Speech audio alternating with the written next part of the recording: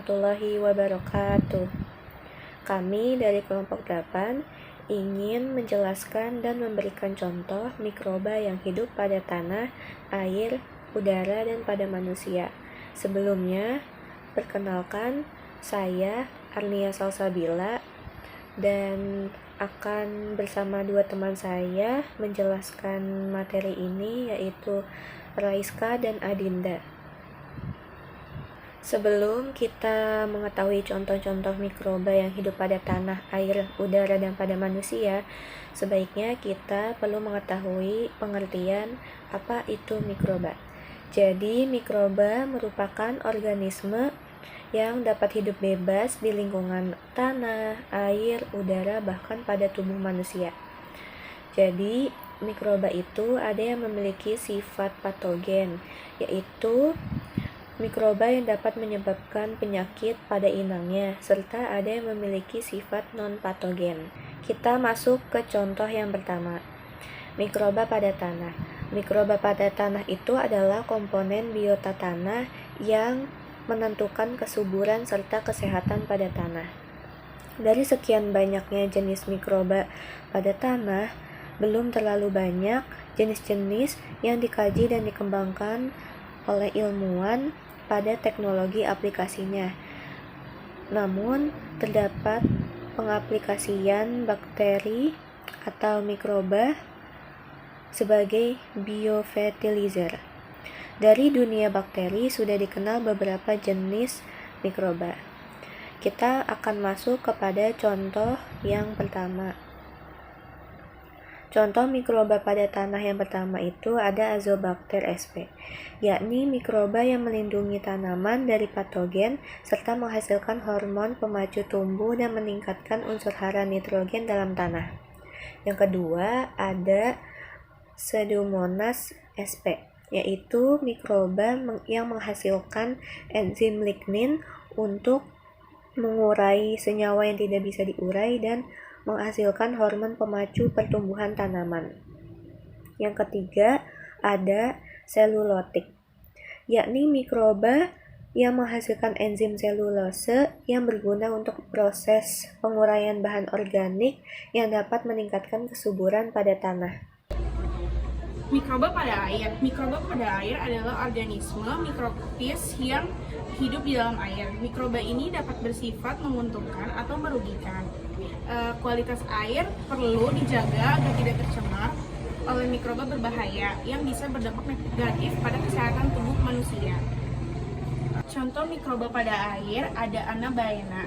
Anabaena hidup di semua waduk air tawar di seluruh dunia, terutama di Australia, Eropa, Asia, Selandia Baru, dan Amerika Utara. Anabaena menyebabkan penyakit pada pencernaan, masalah sistem saraf hingga hati. Lalu selanjutnya ada Neageria fowleri. Organisme ini biasa ditemukan di air tawar hangat seperti kolam, danau, sungai, dan sumber air panas. Bakteri ini menginfeksi manusia jika air masuk melalui hidung, yang masuk nantinya akan bergerak ke otak dan merusak jaringan otak. Lalu selanjutnya ada Vibrio fischeri, yaitu bakteri yang ditemukan di lingkungan perairan daerah laut. Bakteri ini bersimbiosis dengan beberapa hewan laut yang bermacam-macam, seperti cumi, di mana ia membantu dalam menghasilkan cahaya bioluminesensi yang digunakan untuk komunikasi dan pertahanan.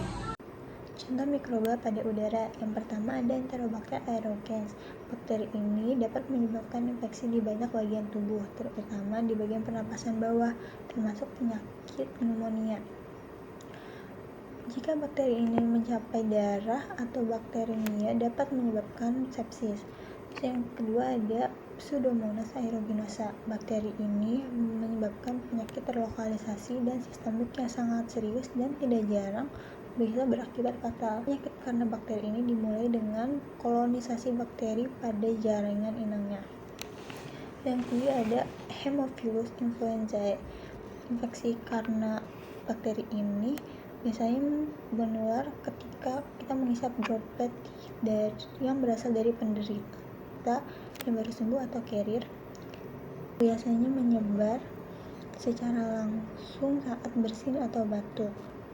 Bakteri ini juga menyebabkan infeksi pada saluran pernapasan seperti faringitis, otitis medis, sinusitis, dan penyakit paru kronis.